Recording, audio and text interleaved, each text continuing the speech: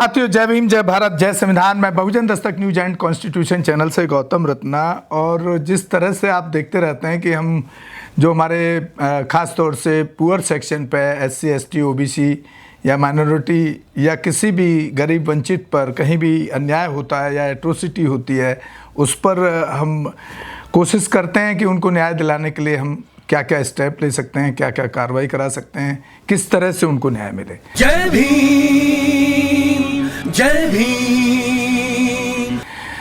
वैसे ही एक पीड़ित हैं हमारे जो SC समाज से आते हैं, मिस्टर सुनील जी फरीदाबाद रहते हैं अभी, और उनकी मिसेज भी हैं साथ में। तो बड़े हैरानी की बात है कि किस तरह से जाति देख करके और किस तरह से उन लोगों के ऊपर घेरा बनाया जाता है, किस तरह से उनको प्रताड़ित किया जाता है। और ये इनका एक ज़मीन का मामला है। जो ज़मीन इन्होंने खरीदी कुछ टाइम पहले, कई साल हो गए हैं, तो वो ज़मीन आज की डेट में वो इतनी महंगी हो गई है। और वो एक बड़ा रास्ता जैसे होता है, चौड़ी रोड पर इनकी ज़मीन उन्होंने खरीदी थी। उस ज़मीन पर किस तरीके से जो दूसरे कम्युनिटी के लोग हैं जातिवादी मानसिकता से ग्रस्त, अभी तक किसी ने कुछ इनको कभी नहीं कहा। जहाँ पर एक ये अपना वहाँ पे इन्होंने पेड़ भी लगाए हुए हैं और एक कमरा वगैरह भी बनाया हुआ है, वहाँ पर खेतीबाड़ी भी करते हैं। उस ज़मीन को वहाँ से दूसरी जगह दिखाया जा रहा है। देखिए कितने बड़े अफसोस की बात है, जो उनके ख़रीदने के टाइम से अब तक लगातार उस पर वो खेती कर रहे हैं। उन्होंने वहाँ बीच बीच में जाते हैं, खेती करते हैं, और उसमें कुछ ज़मीन उनकी मिसेज के नाम से भी है, सुनीता जी बैठी हैं साथ में, और कुछ इनके नाम से है। लगभग आई थिंक 7.5-8 बीघे के आसपास है। 1.5 एकड़। हाँ, 1.5 एकड़ मतलब वही 7.5-8 हज़ार गज के करीब हो गए। और अब बाकी उनसे बात करेंगे कि आखिर ये सिचुएशन इतने सालों बाद उनके साथ क्यों हो रही है कि उस ज़मीन को वहाँ की बजाय पीछे दिखाया जा रहा है, जहाँ पे बाकायदा कब्जा है, बाउंड्री है। उन्होंने अपने कटीले तार वगैरह जो लगा देते हैं बाउंड्री पे, वो भी लगाए हुए हैं।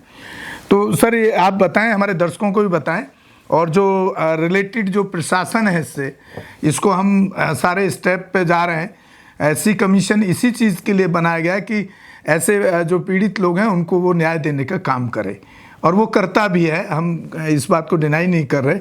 बहुत सारे लोगों को उसके प्रोसेस का नहीं पता होता है या फॉलोअप नहीं करते हैं, उसके इसको बीच में छोड़ देते हैं। मैं बार बार बताता हूँ कि SC कमीशन किसी पार्टी से जुड़ा हुआ नहीं है, एक संवैधानिक फ्रीडम बॉडी है। बशर्ते कि आप वहाँ पे प्रॉपर जा कर के, आपका एप्लीकेशन प्रॉपर जाना चाहिए, आपका अप्लाई प्रॉपर होना चाहिए, प्लस फॉलोअप का बहुत ज़्यादा मामला, क्योंकि वहाँ SC कमीशन में लाखों केसेस होते हैं पूरे देश के, इतना बड़ा देश है। तो कई बार वो फाइल फिर ड्रॉप हो जाती है, वो लोग फॉलो नहीं, वहाँ का डिपार्टमेंट देखता नहीं है, क्योंकि जो ज़्यादा सीरियस मामले उनको ज़्यादा उसमें लिया जाता है। लेकिन अगर आप लगातार फॉलोअप करें, वहाँ जाएं, उनसे पूछें सर हमारे केस में क्या हुआ, तो पॉजिटिव रेस्पॉन्स आता है। हमने कई सारे केसों को वहाँ ले जा कर के उठाया और उसमें जस्टिस डिलीवर हुआ है। तो सुनील जी, ये सिचुएशन जो आई है आपके साथ क्यों आई है?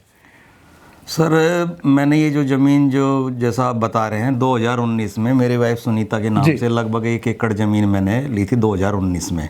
क्योंकि मैं सोनीपत से बिलोंग रहता, मैं फरीदाबाद में हूँ, सोनीपत से बिलोंग करता हूँ। तो मेरा ये था भाई अपनी जन्मभूमि जहाँ पे मैं पैदा हुआ हूँ, पला हूँ, बड़ा हूँ, मेरी एजुकेशन वहाँ से, जहाँ से मेरा तरक्की का रास्ता खुला, मैं वहाँ पर ज़मीन लूँ। उच्च कम्युनिटी के जो लोग जो होते हैं उनके पास ज़मीन है, तो एक बचपन से इच्छा होती थी भाई हमारी भी कुछ ज़मीन हो, हम भी खेती बाड़ी करें थोड़ा बहुत। तो उसी को ध्यान में रखते हुए थोड़ा हमने अच्छी नौकरी पे गए, बाबा साहब की वजह से हम पढ़े लिखे नौकरी पे लगे। तो हमने मतलब कि वहाँ पे कुछ पैसे जोड़ के, कुछ पिताजी रिटायर हुए थे, उनकी पैसे जो जुड़े, कुछ लोन लेके हमने जैसे तैसे करके 1 एकड़ ज़मीन जो है 33 फीट रोड पे जो प्राइम लोकेशन जो है वहाँ पे हमने ज़मीन ली। और आप 1.5 एकड़ बता रहे हैं ना? 1 एकड़ पहले ली थी 2019 में और वाइफ के नाम से, और आधा एकड़ मैंने 2022 में, फिर थोड़े से और पैसे जोड़ के लोन लेके 2022 में आधा एकड़ उससे साथ लगती ज़मीन मिली थी। फिर तो टोटल 1.5 एकड़ के करीब जो ज़मीन मेरे पास है। तो 2019 से हमने फिर उसमें तारबंदी की, वहाँ पे कमरा बनाया, फ्रूट के प्लांट लगाए, भाई कुछ ऑर्गेनिक खाएंगे, फल फ्रूट खाएंगे, 5-6 साल में हो जाएंगे तो एक अच्छा खान पान होगा, हमारा बच्चे भी आगे वो होंगे। तो इस लिहाज से हमने ये ज़मीन ली थी। और पिताजी का भी हमारा वो था, भाई हम बचपन से सुनते थे भाई हम भी काश हमारी भी ज़मीन होती। तो एक पिताजी की इच्छा से और अपने एक अच्छा खाने पीने की वजह से भाई हम कमा रहे तो हमने ज़मीन ये ली थी। तो सब कुछ ठीक चल रहा था। 2019 से हमने उसमें फ्रूट के प्लांट लगाए और सबसे अच्छी बातचीत थी मेरी वहाँ पे। तो सभी आते हैं कि भाई आप कहाँ से हो, आप तो बाहर के बंदे हो, दिल्ली से हो, फरीदाबाद से। मैं कहा नहीं, मेरा जन्म सोनीपत में हुआ, मैं सोनीपत से बिलोंग करता हूँ। तो कह रहे हैं कि मैडम जो है आपकी जो घरवाली है ये तो हरियाणा से नहीं है। तो मैंने कहा नहीं, ये झारखंड से हैं। अच्छा। तो कह रहे ठीक, आपकी बिरादरी क्या है? मैं कहा जी उसमें क्या रखा है बिरादरी में, थोड़ा सा ये एक बचपन से जब हमने देखा है भेदभाव, तो हमें जाति बताने में थोड़ा सा वहाँ पे हिचक थी थोड़ी सी कि भाई ना बताएं। तो बार बार सब कुछ चलता था, बातचीत। जाति के बिना तो इस देश में सिस्टम कहीं कुछ हिलता ही नहीं है। हाँ सर, वो हम बचपन से देख रहे, कोई भी प्रशासन होता है कुछ पूछता है, कहीं भी जाति से ही आपकी पहचान होती है। जाति आपका टाइटल नेम से सोचने की कोशिश करेंगे, पूछने की कोशिश करेंगे। तो टाइटल हम नहीं लगाते थे। तो लेकिन वो पूछते थे, कोई मेरे को बोलता है भाई आप पंडित हो, आप बनिया हो, आप त्यागी हो, आप क्या? तो मैं उसको हंसी मजाक में टाल दिया, मतलब किसी को क्लियर, मैं इसलिए ज़्यादा बात भी नहीं करता था। तो धीरे धीरे फिर मैडम तो नहीं है हरियाणा से, कहते मैं हरियाणा की बहू हूँ तो मैं हरियाणा से होगी, हरियाणवी क्योंकि बोल लेती है थोड़ा थोड़ा। तो लेकिन बोला नहीं ये हरियाणा से। मैं कहा नहीं, ये झारखंड से है। तो झारखंड से कहाँ से है? तो इस तरह से तहकीकात वगैरह उनकी शुरू करते रहे। तो सब कुछ चल रहा था। मेरे प्लांट वगैरह में हफ्ते में 15 दिन में जाता था वहाँ पे, पानी वानी लगा के पौधों में, क्योंकि पानी की ज़रूरत थी, जाता था। मेरे पिताजी मतलब कि इस उम्र में 75-76 80 साल के करीब उनकी उम्र है। इस उम्र में भी वो जाके एक शौक़ जो उनका बचपन से जो उनकी इच्छा थी, भाई आज उनकी इच्छा पूरी हुई है पिछले 5 साल, वो भी उसमें अपना शौक़ पूरा करते, खेती बाड़ी करते थे, गर्मी में भी लगे रहते थे। तो उनसे भी पूछा जाता था भाई आप किस बिरादरी से, तो वो भी मैंने उनको मना किया था, पापा कि आप मत बताना नहीं तो फिर पता नहीं क्या होगा, लोग चिढ़ने लगते हैं। तो 5-6 साल से सब कुछ चल रहा था। अचानक 1 साल पहले मतलब कि चोरी, जो मैंने वहाँ पे कुछ गैस सिलेंडर रखा था कमरे में और भी कई सामान ज़रूरत की चीज़ें, कि हम बाई चांस आते दिन में चाय पानी पीना, खाना बनाना पड़े, बर्तन सारा कुछ एग्रीकल्चर टूल्स थे मेरे पास में जो, तो वो अचानक से चोरी होने शुरू हो गए। लगातार 3 हफ्ते में गया, तीनों हफ्ते कुछ न कुछ आइटम जो गायब मिले। फिर तीसरे हफ्ते में जो है दरवाज़ा तोड़ के भी अंदर से कुछ बड़ा सामान जो खिड़की से नहीं निकला, तो वो चोरी हुआ। मैंने उसकी कंप्लेंट भी पुलिस प्रशासन में दी। सबसे अच्छी बातचीत थी, मेरे को था नहीं भाई कोई लोकल आदमी कर सकता है, तो कभी ऐसा लगा नहीं। लेकिन अचानक से मैं देखता हूँ कि उनका जो मेरे 3 साइड में ज़मीन लगती है जिनकी, उसमें एक जो है अमरजीत हैं, भोलू बोलते हैं उनको, एक सोनू, अक्सर वो बीच में बोलता रहता था, बातचीत अच्छी बातचीत दिखाता था। तो भोलू, सोनू और एक उन्हीं के परिवार से राजेश है, 3-4 लोग जो है, और भी 10-12 लोग हैं जो अच्छी बातचीत थी। लेकिन अचानक से कुछ लोगों का 2-3 जो मेरे चारों तरफ जिसकी ज़मीन लगती है, उनका रवैया सा थोड़ा चेंज हो गया, तो बातचीत वगैरह करनी बंद कर दी। तो मैंने कहा यार, मैं क्या हो सकता है, क्या पता नहीं क्या है क्या नहीं है। तो मैंने कहा ठीक है नॉर्मल, क्योंकि मेरे पास इतना टाइम भी नहीं होता, मैं घंटे 2 घंटे के लिए आता था, अपना खेती बाड़ी देखा, मेरे पौधे ठीक हैं, जिंदा हैं, पानी की ज़रूरत है। तो अब बीच में पता चला मेरे जो है पौधे भी ख़राब होने शुरू हो गए। तो समझ में मैं हो सकता पानी भी दे रहा हूँ फिर भी पौधे क्यों ख़राब हो रहे हैं। तो कभी कोई बोलता है खाद की वजह से तुम्हें प्रॉपर केयर नहीं करना, इस हिसाब से जो है वो मतलब नुकसान होना मेरा शुरू हो गया। तो कुछ दिन पहले मेरे दोस्त हैं वहाँ पे जिन्होंने मेरे को ज़मीन दिलाई थी, तो उन्होंने बताया भाई सुनील जी आपकी ज़मीन में ना थोड़ी गड़बड़ हो गई है, और ये खेवट बोलते हैं कि खेवट, कॉमन खेवट की ज़मीन थी। तो वो खेवट जो है वो मतलब कि अलग आपका नंबर ना पीछे लगाया जा रहा है। तो एकदम से झटका लगा मेरे को, मेरी मेहनत की कमाई जो मैंने पैसे ज़्यादा लेके भाई मेरे गाड़ी वाड़ी में मैं जाता हूँ, अंदर तो मैं सस्ती में लेता, मैंने इसलिए अपनी उसके लिए सुविधा के लिए कि भाई मेरी गाड़ी मेरी अंदर चली जाए, तो उसकी वजह से मैंने मेन रोड पे ली, जिसकी कीमत भी ज़्यादा होती है, अंदर की ज़मीन की तो आधे से भी कम कीमत होती है। तो मेरा नंबर पीछे लगाया जा रहा है, और पीछे भी क्या मतलब एक जगह ज़मीन भी नहीं, मेरी 3 जगह ज़मीन को उन्होंने बांट दिया, ये पता चला अब जो पता चला। तो हैरानी हुई हमें, तहसीलदार से मिलके वो बताया किसी ने भी तहसीलदार से मिलके, और उन्होंने ना वो किया, मतलब एक नोटिस तो आना चाहिए ना, जब खेवट अलग करवानी, अब खाता अलग करना ना, एक नोटिस तो हमें सर्व होना चाहिए ना। हाँ। तो वो भी नहीं हुआ, वो तो किसी और के जरिए, मैं तो उसका एहसानमंद हूँ, उन्होंने हमें टाइम से बता दिया। तो लेकिन उस टाइम का भी कुछ मेरे को ऐसा फायदा लगा नहीं, तहसीलदार से नक्शा वक्शा सब कुछ पास हो गया। उसके बाद फिर जो है हमने अपील लगाई, सिटी मजिस्ट्रेट के पास पे अपील लगाई, तो मैडम वहाँ पे मौके पे आई, उन्होंने सारा देखा। अच्छा। हमने बोला मैडम को कि भाई ये देखो हमारे पेड़ कोई आज के तो है नहीं, तो आप इनकी जो है वो चेक करवाइए, लेबोरेटरी में टेस्ट करवाइए, ये मकान कितना पुराना बना है, मेरे पौधे कितने बड़े हैं, अगर इनकी ज़मीन होती तो क्या ये लोकल लोग हाँ, शुरू में क्यों नहीं बोले? क्यों नहीं बोल रहे? मेरे से अच्छे से बात जब जिसने जमीन अलॉट की वहाँ पे, जो चाहे वो प्रॉपर्टी डीलर है या खेत वाला है, उसने जब आपको हैंडओवर की, अगर गलत थी तो तब बोलेगा ना सामने वाला। बोलते। हाँ। तो मेरे को ये बताया कि भाई जिसका जहाँ कब्जा है जमीन उसी की होती है, कल को अलग करवाना है तो जो जहाँ बैठा उसी की जमीन अलग हो जाएगी। तो इसी वजह से मेरे को तो इन चीज़ों का पता नहीं, क्योंकि हम तो घरे, हमने तो कभी जमीन जायदाद का वो देखा ही नहीं था। नौकरी, पापा नौकरी करते थे, हम भी पढ़ लिख के नौकरी, जमीन का तो हमें कुछ पता, हमारे लोगों पे होती नहीं है सर जमीन तो तो किसी की है ही नहीं। तो पढ़ लिख करके थोड़ा पैसा इकट्ठा कर कोई कहीं खरीद लेता है प्लॉट सब। तो वो सब पता नहीं क्यों उन्होंने ऐसा किया।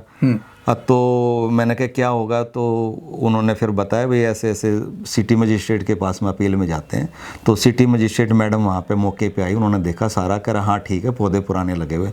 अगर उनकी ज़मीन थी, वो कहते हैं भाई हमारी ज़मीन है ये मेन रोड पे, हमें चाहिए, तो वो 6 साल पहले ही जब मैंने ज़मीन, जब ही ऑब्जेक्शन करते, पौधे क्यों लगाने देते, मकान क्यों बनने देते, तारबंदी। क्या आपको ऐसा लग रहा है कि कहीं से जिस तरह से आपसे बार बार जाति पूछते थे, बिल्कुल वही लग रहा है, वो कहीं से उन्होंने आपकी जाति का पता कर लिया? तो समाज से हैं, धीरे धीरे उन्होंने मेरा बायोडाटा लिया, ये झारखंड से है, आप सोनीपत से कहाँ पर हो, मेरा, मैंने ये बताया भाई इतना तो आदमी वो नहीं होता ना भाई हर चीज छुपाएगा। हाँ, जब गांव बताओगे तो जाति तो अपना भी क्लियर हो जाएगा। गांव भी बता दिया मैंने, मेरा सेक्टर भी बता दिया, मैं वहाँ पर सेक्टर 23 सोनीपत में हमारा घर है, सभी जानते हैं किस बिरादरी से है। तो मैं भी उन्होंने जो है पता कर लिया। और अचानक से कि जब 6 साल से कोई नहीं बोला था, अचानक से ऐसा क्या हुआ कि भाई मेरी जो ज़मीन पीछे लगा दी गई। तो एक जनरल किसी से बात की, कह रहा भाई इनको हजम नहीं हो रहा कि तुम चमार बिरादरी से आते हो तो आप फ्रंट में बैठोगे, इनके तीनों तरफ इनकी ज़मीन है और तुम इनके बीच में कैसे आके बैठ गए, और वो भी फ्रंट पे, वो भी फ्रंट पे बैठ गए। उसकी कीमत ज़्यादा बढ़ गई है पहले से। 6 साल में कीमतें कहाँ से, सबको पता कीमतें मेंटलिटी रही होगी ना कि हमारा क्या कर लेगा ये, बिल्कुल मेंटलिटी, अपना जो कुछ ना कुछ करके नहीं है और इसको पीछे भेज दो और ये तो कब्जा लेते हैं। सिटी मजिस्ट्रेट मैडम ने बोला भाई ठीक है, आपका लग रहा पुराना है। तो मेरे को लगा भाई कानून है इस देश में कुछ, तो सभी एक जैसे नहीं होते, थोड़ा मेरा विचार चेंज होने लगे। लेकिन अचानक से जब फैसला आया तो पता चला कि मेरी तो उस अपील खारिज कर दी गई है। तो अभी हमने जो है अभी फिर दोबारा से कमिश्नर साहब के पास में अपील लगाई है कि भाई ये मेरे को रिलीफ दिया जाए इस चीज़ में, मेरी ज़मीन ना छीनी जाए। मेरी मेहनत की कमाई, मेरे फादर की 40 साल की नौकरी जो जुड़ी हुई है उसकी कमाई है, ऐसे मैं कैसे वो कर सकता हूँ। तो अपील लगाई है उनके पास में। पता चला, अब ये भी पता था भाई मेरी 7 तारीख में मेरे बच्चे की शादी है, मैंने वहाँ पे कार्ड दिए, जो मेरे दोस्त के पास भी मैं कार्ड दे के आया हूँ। तो पता वहाँ पे लोग बैठे रहते हैं, तो पता चला 7 तारीख को अचानक से वहाँ पे कब्जा खाली कराने के लिए प्रशासन के कुछ लोग आए। जब इसको कब्जा, मेरे केयर टेकर ने बताई, कोई यहाँ पे आए थे, तो प्रशासन से वो खाली करवाने, मतलब उनको दिलवाने के लिए, दूसरी पार्टी को उनको दिलवाने के लिए वो आए। तो मैं हैरानी कि भाई इन्होंने कितना प्री प्लानिंग से, 7 तारीख को मेरे बच्चे की शादी है और उनको लगता भाई ये तो आ नहीं पाएगा यहाँ पे। तो वो किया, वो कैसे, मेरी किस्मत अच्छी थी कि उस टाइम नहीं किया। उन्होंने कहा हम पुलिस प्रोटेक्शन के साथ में अगली बार आएंगे और ये ज़मीन आपको खाली करनी पड़ेगी। तो फिर मेरे को पता चला भाई आप समाज से वो हो, तो आपकी मदद मैंने ली। जब मैं तो ये हैरान हूँ कि जब मेरे जैसे पढ़े लिखे, मतलब अच्छी नौकरी पे हम करते हैं, अच्छे लोगों में उठते बैठते हैं, जब मेरे साथ इतना वो अन्याय हो रहा है एक जाति विशेष वो सोच के, तो जो आम जनता है, जो गरीब लोग जो हैं, उनके साथ इस मतलब देश में कितना उत्पीड़न होता होगा, उनका कितना उनको सताया जाता होगा। उनको तो सुनवाई भी नहीं होती होगी। मैं पढ़ा लिखा हूँ, मेरे को सारा पता है कहाँ पे कंप्लेंट करनी, कहाँ। जब मेरे साथ ऐसा वो लोग कर सकते हैं तो एक आम जनता के लिए क्या कर सकते हैं वो। साथियों, जहाँ तक मैं पूरे केस को ऑफ कैमरा भी सुनील सर से डिस्कशन हुआ, जहाँ तक मैं समझ पा रहा हूँ कि ये जाति को देखकर ही इनके साथ इस तरह का जो खेल खेला जा रहा है, उसमें जाति ही एक मेन फैक्टर दिखाई दे रहा है। और हमारी कोशिश होगी कि हम इसको एससी कमीशन हरियाणा, आज स्पीड पोस्ट कर दी गई हैं SC commission Delhi police production के लिए, और जो भी रिलेटेड टू डिपार्टमेंट हैं एडमिनिस्ट्रेशन, उन सबको भी इसका कंप्लेंट भेज देंगे। और क्या कि थोड़ा भागदौड़ तो फॉलोअप तो करना पड़ता है जब कोई चीज़ इस तरह की क्रिएट हो जाती है, क्योंकि जातिवादी मानसिकता के लोगों से लड़ना थोड़ा मुश्किल तो रहता है, लेकिन ऐसा नहीं है कि वो कामयाब नहीं हो सकता, क्योंकि कॉन्स्टिट्यूशन में जो इक्वलिटी का राइट्स है उससे वो भाग नहीं सकते हैं, लेकिन हमको तरीके पते होने चाहिए कि हमको उससे लड़ना कैसे है। तो हम पूरी कोशिश करेंगे कि सुनील साहब को न्याय मिले, और जो ज़मीन उन्होंने बाकायदा खरीदी है, जिसका स्टैम्प ड्यूटी भी गया होगा सरकार के पास, और 5-6 साल से उस पर वो खेती भी कर रहे हैं, तो अचानक से खाली एक जाति की मानसिकता कि भाई हमारा क्या कर लेगा ये, हम कब्जा लेते हैं। तो ये जो दूसरा सेक्शन है जो आज भी कहीं ना कहीं उसको ये सोच करके ये मानसिकता से कब्जा करने की कोशिश कर रहे हैं कि भाई इनके बस की कुछ है नहीं, ये कर नहीं पाएंगे कुछ भी, क्योंकि ऑब्वियसली उन लोगों की दबंगई और उन लोगों का जो कास्ट मेंटलिटी सेट है वो आज से नहीं है, वो इस देश की आज़ादी से पहले से है। और हमने तो ऐसा भी देखा है कि वो आज भी उस संविधान को फॉलो करने की स्थिति में ये लोग नज़र नहीं आते हैं। तो कोशिश होगी कि इस पर सर को न्याय मिले, और अगर हमें जाना पड़ेगा तो हम पंचकुला एससी कमीशन हरियाणा और जहाँ भी मीडिया या सोशल मीडिया पर हम इसको पूरी तरीके से परफेक्टली उठाएंगे। और इसका आपका पेपर सब आपके पास है? हाँ, ना सारे मेरे पास। वो आप दे दीजिएगा हमें, और उसके साथ में भी आप एप्लीकेशन के साथ भी उनको लगाना हर पेपर को। मैंने कमिश्नर सोनीपत, कमिश्नर फरीदाबाद, क्योंकि जब वो इतना वो कर रहे हैं तो मेरे को वहाँ भी जान का खतरा भी हो सकता है, जान का खतरा भी हो सकता है। तो commissioner Sonipat, commissioner Faridabad, CM window पर भी मैंने डाला है, SC/ST कमीशन नेशनल कमीशन में डाला है, हरियाणा SC/ST कमीशन में मैंने आज स्पीड पोस्ट जो है अपनी निवेदन जो है वो स्पीड पोस्ट से भेज दिया है। और साथियों, इस तरह की कोई भी घटना अगर किसी के साथ हो, आपका तो ये इतना बड़ा केस नहीं है, एक हमने पीछे केस था वो जब मुलायम सिंह की सरकार थी जी, तो एक शेड्यूल कास्ट महिला को निर्वस्त्र करके यहाँ आपका इलाहाबाद का केस है, गांव है दोना कांड के नाम से जाना जाता है वो केस, निर्वस्त्र करके घुमाया गया था। उसमें 24 लोगों को सज़ा मिली थी, 22 या 24 लोगों को, जिसमें से 18-20 लोग मर चुके हैं, और 4-5 लोग मर चुके हैं, और 18-20 लोग अभी भी जेल में हैं। आप ये जातिवादी मानसिकता देखिए, जब वो वापस आते हैं पैरोल पे, अभी 2-2.5 साल पहले उस पीड़ित महिला के परिवार को सरकार की तरफ से कुछ ज़मीन दी गई थी, कुछ आर्थिक सहयोग किया गया था। उस ज़मीन पर उन जातिवादी मानसिकता के जो मनुस्मृति के पोषक कहता हूँ मैं, तो उनको उस पर आज अब 2 साल पहले देखिए कितना 94 का केस है ये, उसके बाद उस पर अब कब्जा करने की कोशिश की, जिसमें हमने वहाँ पे पूरे पुलिस प्रशासन की SSP की मदद से उन महिला की उस ज़मीन को, खड़े ज़मीन को जो उपज थी उसको काट लिया गया था कब्जा करने के लिए। अभी तो उस पर उनको रिलीफ मिला, उनको ज़मीन मिली है, लेकिन ये कि फाइट थोड़ा सा आपको भी मेहनत करनी पड़ेगी इसमें। अभी कुछ टाइम से जैसे गर्मी में रात को लाइट आती है 11 बजे 2 बजे, तो क्योंकि दिन में मैं नहीं जा सकता, रात को मैं पानी चलाने के लिए वहाँ पे जाता हूँ कि मेरे पौधे ना मरे। तो घर में भी एक डर का माहौल रहता है, नहीं वहाँ पे इतनी सब प्रॉब्लम होती है तो रात को क्यों जाते हैं, वहाँ पे रात को मत रुका और बिजली रात को ही आएगी तो रात को जाना पड़ेगा, नहीं तो मेरे पौधे मर जाएंगे, पौधे सूख जाएंगे। तो घर में भी डर का माहौल रहता है कि मेरे को नहीं, आपने वहाँ पर रुकना नहीं है रात को। तो कई बार फिर इनकी तसल्ली के लिए कई बार मेरे को होटल भी लेना पड़ जाता है, भाई चलो घर में शांति, कम से कम रात को मैं पानी चला के, लेकिन रात को होटल में रुकता हूँ, पता चला तो रात को ट्यूबवेल किसी ने पीछे से तार हटा दिए। तो इस तरह की भी मेरे साथ एक्टिविटी होती है कि पीछे से तार हटा दी जाती है, तो पानी चलता नहीं, फिर मेरे को एक दिन और रात को रुकना पड़ता है वहाँ पे। तो सर, हमारी SC कमीशन और पुलिस प्रशासन और एडमिनिस्ट्रेशन जो भी इससे रिलेटेड डिपार्टमेंट हैं, चाहे वो SDM हो, तहसीलदार, उनसे भी अपील है कि इसमें जो रियल जस्टिस है, राइट जस्टिस है, वो डिलीवर करने के लिए कोशिश करें। ऐसा उम्मीद हम सरकार से भी करते हैं। सरकार से भी अपील है कि इस तरह की जो पूरे देश के अंदर एक माहौल बना करके और उन वंचितों को प्रताड़ित किया जा रहा है, ये कहीं ना कहीं देश के लिए ठीक नहीं है, आने वाले समय के लिए भी ठीक नहीं है। एक तरफ तो हमारी सरकारें, जो खास तौर से अब की सरकारें, वो समरसता की बात करती हैं, तो इसमें समरसता कहाँ से होगी? फिर समरसता का मतलब है आप सबको बराबरी की बात कर रहे हैं। अगर उनको जस्टिस नहीं मिला है तो आप बराबरी की बात नहीं कर रहे, सिर्फ एक वो उसको चुनावी ढकोसलाई मैं कह सकता हूँ। ठीक है सुनील साहब, बहुत बहुत शुक्रिया, आपने अपनी बात रखी और उनके सारे पेपर भी हमारे पास हैं ऑलरेडी, सारे प्रूफ हैं, तो हम इस पर फाइट करेंगे अच्छे से। साथियों, इसी के साथ विदा लेते हैं। जय भीम, जय भारत, जय संविधान। आप हमारे दोनों ही channel Bahujan Dastak news and constitution को ज़्यादा से ज़्यादा देखें, शेयर करें, सब्सक्राइब करें और हमारे Instagram, Facebook and Twitter page को भी फॉलो करें। धन्यवाद साथियों। हमारे चैनल